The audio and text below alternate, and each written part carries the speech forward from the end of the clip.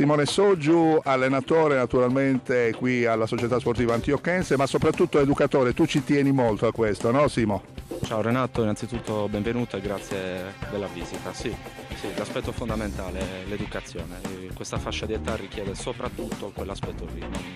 Non siamo allenatori, bravo, siamo proprio degli educatori. Sì. Insomma, tu ormai da tanti anni ti diletti, hai una passione davvero straordinaria, lo vedo, siamo ormai diventati molto molto amici, lo fai con grande impegno e veramente ti devo fare i complimenti perché stai facendo un gran lavoro, Simo, non è la mia una sviolinata, ma lo dico davvero col cuore.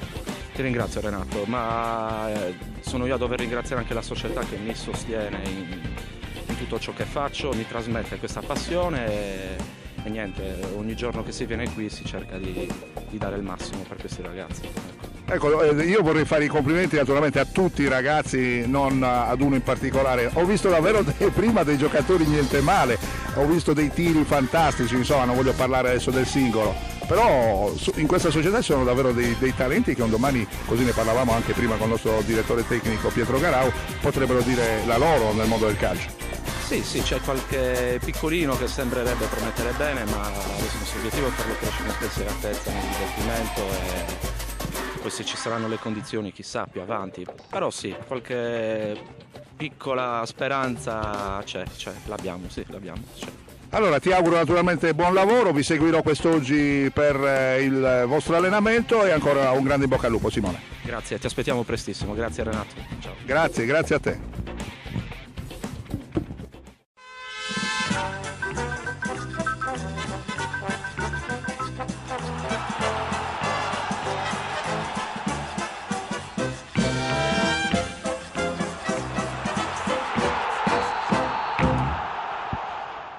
Pietro Garau, responsabile tecnico della Società Sportiva Antiocchense, ci siamo visti circa 2 mesi fa, insomma siamo ormai ai primi di febbraio, il punto della situazione per quanto riguarda la tua società e soprattutto per quanto riguarda i tuoi ragazzi della scuola calcio.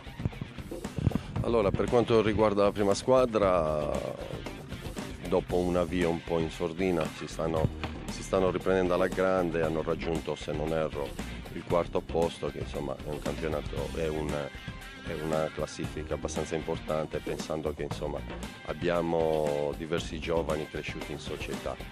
Per quanto riguarda il settore giovanile abbiamo avuto un po' di difficoltà sia con gli allievi che con i giovanissimi, che insomma abbiamo incontrato squadre un pochettino più attrezzate, soprattutto là in avanti, dove magari ci sono i ragazzi che riescono a finalizzare. Noi abbiamo avuto un po' di problemi lì.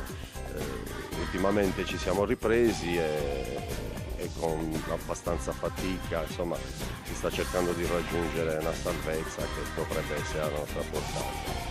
Poi per quanto riguarda pulcini esordienti, insomma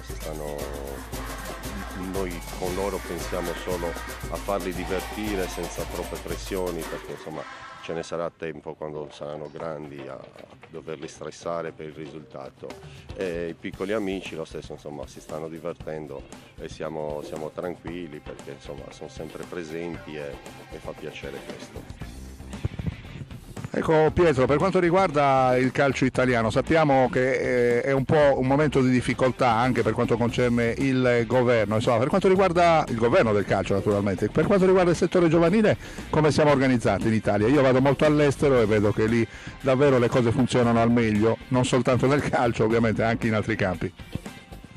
Io penso che sia dovuto più che altro alla mentalità di questi ragazzi, non ci credono fino in fondo, o perlomeno non lavorano per cercare di migliorare, ma pensano che piova tutto dal cielo. Purtroppo non è così. Qua in Italia siamo un po' presuntuosi, nel senso che pensiamo di essere già arrivati quando invece non si è manco incominciato a giocare a calcio, e questo è un grosso problema insomma, perché non si arriva facilmente, ci vuole fatica, ci vuole passione, ci vuole stare tante ore sul campo piuttosto che fare altro. E questo ci deve entrare in testa, altrimenti diventa difficile anche per i giovani che giocano nei campionati professionistici.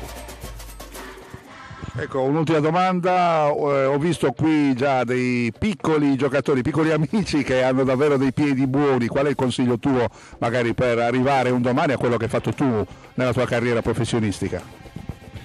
Ma insomma dare consigli adesso diventa un po' problematico. L'importante è che coltivino la passione, insomma, che non l'abbandonino, e questo è fondamentale perché poi si possa diventare un giocatore, insomma, perché se appena si cresce non ci si diverte più, ci si limita a quelle poche ore che si fanno durante la settimana e non ci si continua a esercitare anche al di fuori del contesto campo, diventa un problema.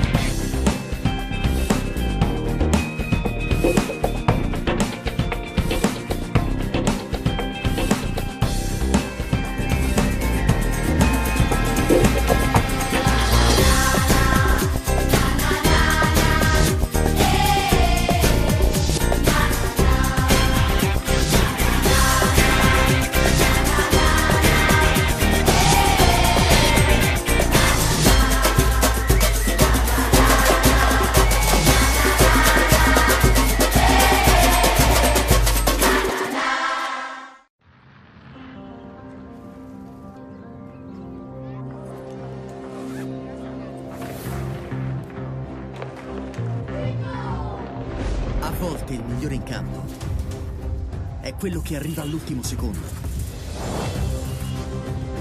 quello che non si tira indietro, che sa dare tutto,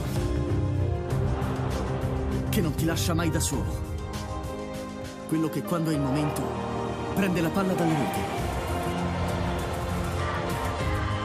e 5 minuti dopo la ributta dentro. Il migliore in campo